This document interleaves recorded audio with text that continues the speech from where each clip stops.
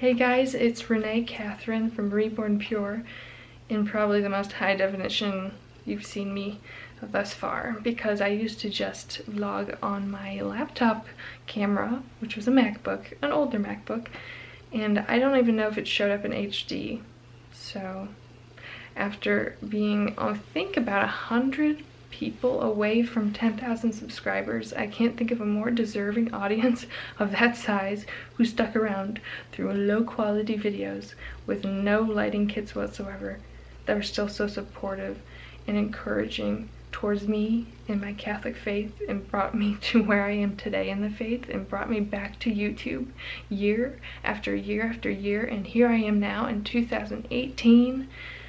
It's been almost 8 years. I think we're going to be going on 8 years with how long I've been on this platform, which I couldn't have imagined when I was, 15, 16 years old in my parents' basement. Luckily, I'm not still in my parents' basement, but in my parents' basement at like 16 years old, reading a poem I wrote about faith. That was my first video. And here I am at 22, currently, gonna be 23 soon, still talking about my faith, which is nuts.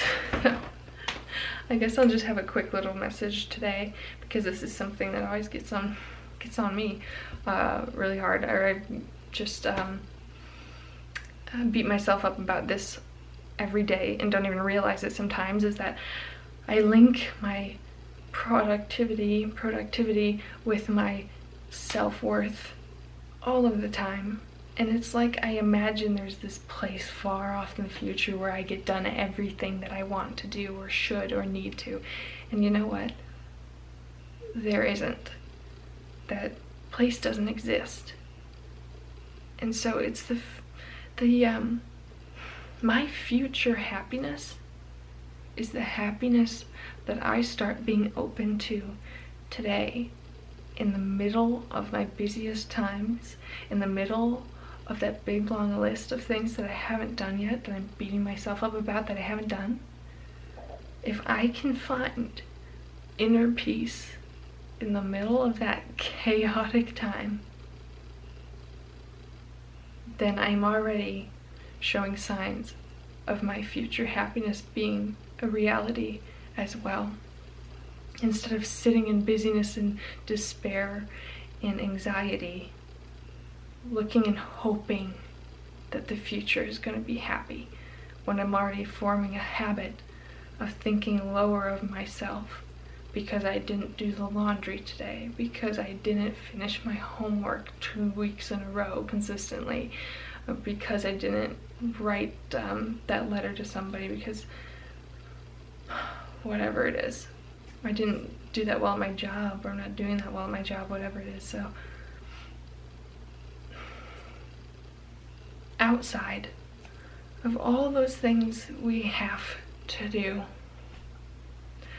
there is a story being written about your life in a book up in heaven that we hope will have a nice happy ending. And that book is focusing on what was in your heart the whole time during all those crazy things that happened. It's wanting to know if you had inner peace during that time, if you had hope that things were going to get less chaotic, if you had love in your heart towards others when all those things were going on. That's what it's gonna come down to. And love in your heart does motivate us to get those things done, so it's not, those things aren't inconvenient for other people, etc. So you can't be happily lazy and not get stuff done, but you have to, you can't, I see these posts all over social media that are like, push yourself to the brink. And if you're not pushing yourself to the brink, you don't want it enough. Now, if any of you, like myself, have spent time over the brink from overdoing it and pushing yourself too hard, we know that that recovery is not fun. So yes, pace yourself, love yourself, and be aware every day that there's a total different judgment of you going on based on what's in here and how you viewed the world and who you loved before you left this place. We don't know when we're going to leave this place, you know. We don't know. And I know people, and you know people who have gone before their time, and it shocked all of us, surprised all of us that they went. And sometimes when those people go, they clear out all of their things and they redo the house, they redo the room, and the big reminder of that person's existence is a stone in the ground. Now, some people are remembered for their productivity, the buildings they built, the books they've written, material things of that sort, or helpful things that helped humanity, and those are very nice, good things. But let's say there was somebody who died who didn't finish their book, who didn't always, or had a big pile of dirty laundry they didn't do, and they never RSVP'd to that wedding, and their life was just kind of messy. But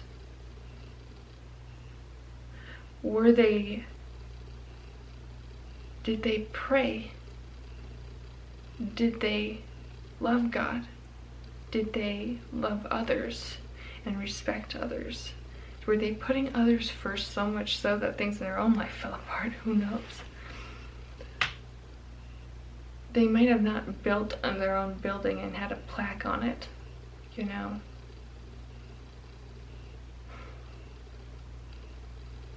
But they built something else. They built a good heart in themselves, and they built a self-love in themselves that made it possible for them to accept love from God. And once that love was accepted, they were able to give it out to others. You have to know that these things here in this life, the reality in front of you right now, even if you just look around your room or wherever you are, when you pass away, that is no longer your reality. That disappears, and it's just you.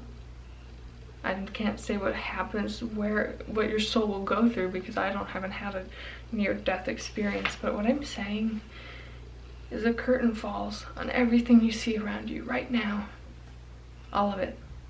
And you'll leave plenty of things undone.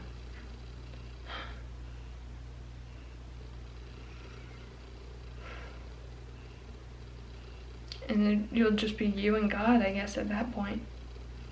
And you'll have to look at you and say, I recognize you. I see my son in you.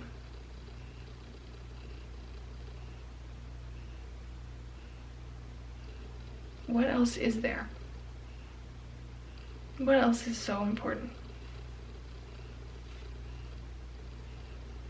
Nothing. So, I haven't been on YouTube for a very long time. I don't know how structured I am speaking. I don't know how many pauses I've had while doing this video. I do not, and this is not just a big humble banner I'm putting over the screen, but I do not think I am the best vlogger in the world.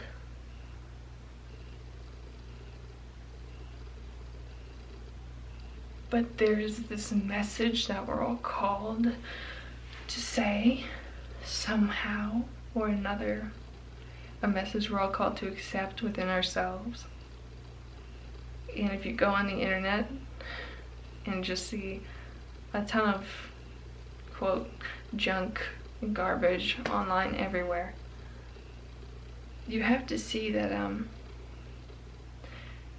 if you don't see somebody doing and spreading that message that you think should be spread, if you don't see them around, and that means you're the only one there, and you should give it a shot.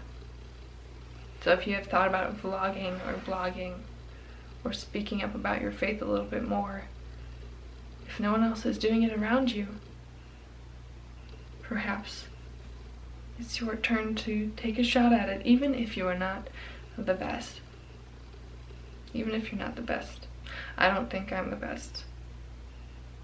But somehow 10,000 subscribers on this channel wanted me to come back, stand in front of a camera with my, while I feel unworthy of doing so when there's so many professional, quick, fast, cool videos out there that maybe I could do a few of eventually. But at the end of the day, I'm just me, and my brain isn't the fastest out there, and I can't do apologetic videos because I'm very forgetful of each of the points. But all I can give you is my person here in front of a screen that's here because I couldn't go away. I made too many friends on here, and I've gotten so many nice prayers and supportive people coming out of nowhere just to say thank you for stepping up when other people were few and far in between to be found here on Catholic YouTube, which has actually grown quite a bit, which is awesome. There's way more people now than there were 7 years ago. But I am so touched, deeply touched, that you guys still would like me to come back and be here. Because my only message that I really have to offer you is that I love all of you, and I think you all are very special and unique.